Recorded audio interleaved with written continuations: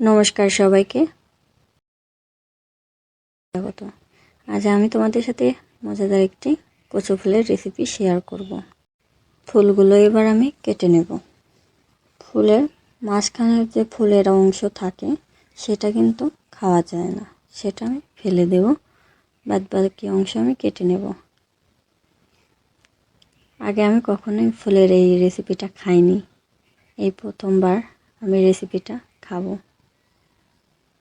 তোমরা কে কে খেয়েছো আমাকে কমেন্ট করে জানাবে। এবার আমি কুচি কুচি করে কেটে নেব।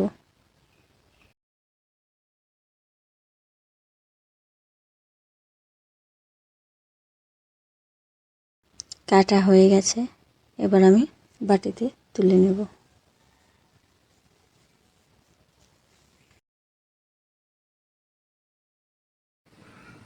কচু ফুলগুলো এবার সেদ্ধ করে নিতে হবে, তার জন্য কড়াইতে জল দিয়ে দিলাম।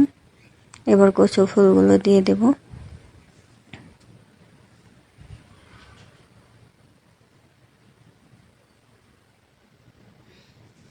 অল্প লবণ দিয়ে দেব।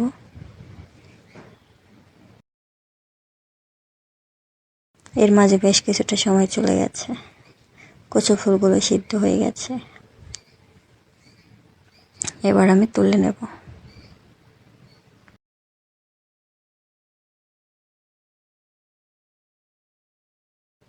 এবার ফোড়ন দিয়ে দেব সয়াবিন তেল, গোটা তেজপাতা, শুকনো মরিচ,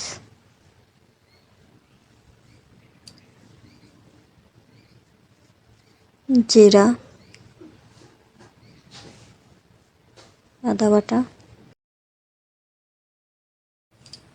জিরা বাটা, হলুদ, লবণ। এবার মিশিয়ে নেব। কাঁচামরিচ যে যার পরিমাণ মতো দিয়ে দেবেন। এবার মশলাটা কিছু সময় কষিয়ে নেব। মশলা থেকে তেল ছেড়ে দিলেই বুঝতে পারবো যে মশলাটা কষানো হয়ে গেছে। এবার আমি কচু ফুলগুলো দিয়ে দেব। কচু ফুলগুলো দেওয়া হয়ে গেছে, এবার ভালো করে মিশিয়ে নিতে হবে।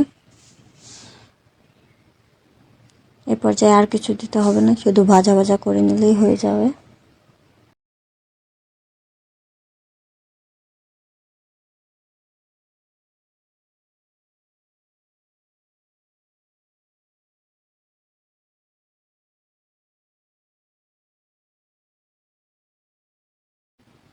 রান্না প্রায় শেষের দিকে।